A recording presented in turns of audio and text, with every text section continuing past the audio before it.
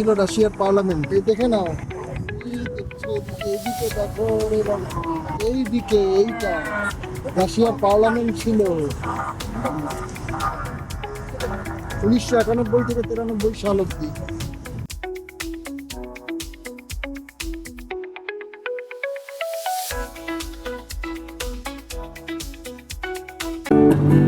Возвращаясь с войны, со сладким чувством побед, с горьким чувством вины. Вот твой дом, но в двери уже новый замок.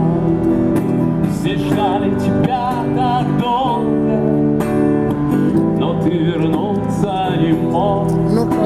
И последняя ночь прошла в этом доме в слезах, и ты опять не пришел. И в дом пробрался страх. Страх смотрел ей в глаза отражением в мутном стекле. Страх сказал, что так будет лучше и ей, и тебе.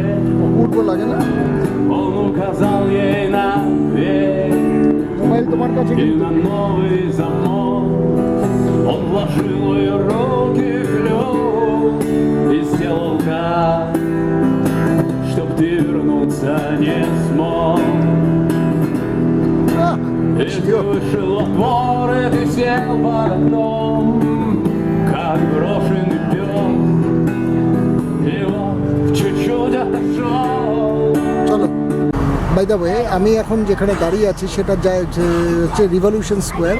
এই রিভলিউশন স্কোয়ারের সামনে যে রয়েছে যে কার্ল মার্কসের একটা মূর্তি রয়েছে। 1991 সালে যখন সোভিয়েত স্বাধীনতা পেল, মানে যখন কমিউনিজম চলে গেল পুতিনের নেতৃত্বে, তখন সেক্ষেত্রে ওরা ঠিক করলো যে এই মার্কসের মূর্তিটাকে ভেঙে টুকরো টুকরো করে দেবে। কিন্তু এতই বড়, এতই শক্তিশালী এই মূর্তি যে ওরা ভাঙতে পারলো না। তখন সেখানে সিদ্ধান্ত হলো যে কার্ল মার্কসের এই মূর্তিটাকে এখানে রেখে দেওয়া হবে, এটাকে আর ভাঙা হবে না। কারণ এটা ভাঙতে যা খরচা হবে তার থেকে সেই টাকা দিয়ে দেশের অন্য কাজ করলে অনেক হয় বেটার। আমরা এখন রয়েছি এই মুহূর্তে ক্যাথিড্রাল স্কোয়ার। ক্যাথিড্রাল স্কোয়ার হচ্ছে মানে ভেতরে, ক্রেমলিনের ভেতরে। তা আমাদের দুর্ভাগ্য যে আমরা প্রেসিডেন্ট প্যালেসের টিকিটটা পেলাম না।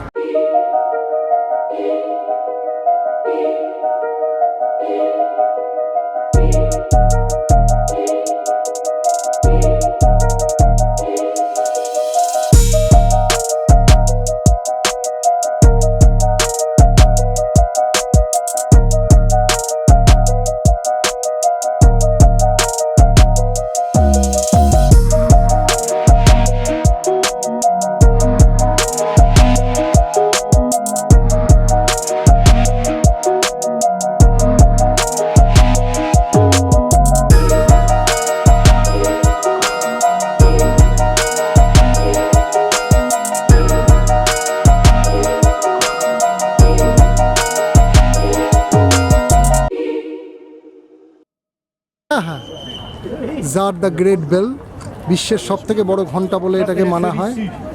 যে কমিউনিস্ট আন্দোলনের সময় এই যে বেলটাকে ভেঙে দেওয়া হয়েছিল, কিন্তু পুরো ভাঙতে পারেনি। এখানে সব কিছু জিনিসই বিরাট বিরাট, পুরোটাই। এটা যে কীভাবে এই ঘন্টাটা তৈরি করেছিল নিকোলাস জার দ্য গ্রেট, সেটা ঠিক ভাবাই যাচ্ছে না।